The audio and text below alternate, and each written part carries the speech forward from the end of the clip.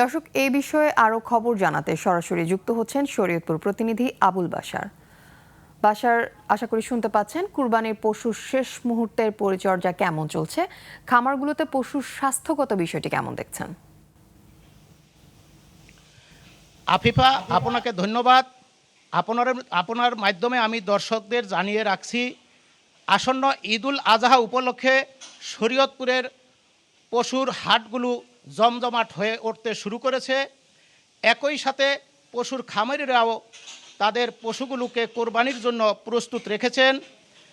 শরীয়তপুর জেলা প্রাণী সম্পদ বিভাগ থেকে আমি জানতে পেরেছি, শরীয়তপুর জেলায় প্রায় 1,05,000 কোরবানির পশুর চাহিদা রয়েছে।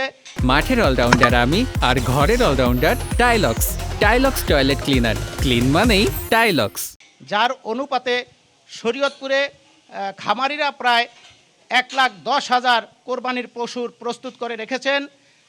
আমি জানাতে চাচ্ছি, সেই অনুপাতে শরীয়তপুরে চাহিদার তুলনায় কোরবানির পশু অতিরিক্ত থাকবে বলে আমি জানতে পেরেছি। আমি এখন দাঁড়িয়ে আছি শরীয়তপুর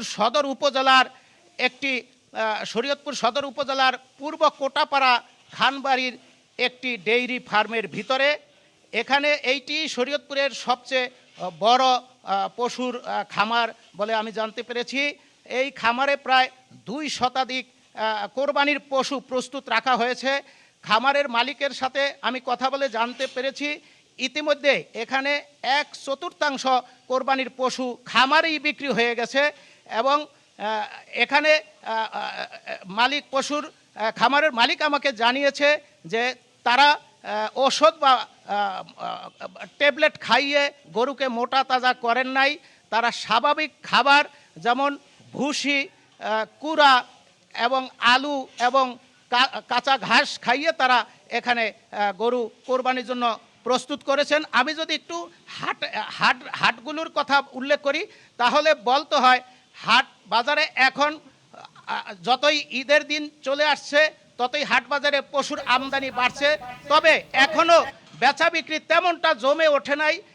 সেই হিসাবে পশুর দাম কিছুটা কম বলে আমাকে ক্রেতা বিক্রেতারা জানিয়েছে।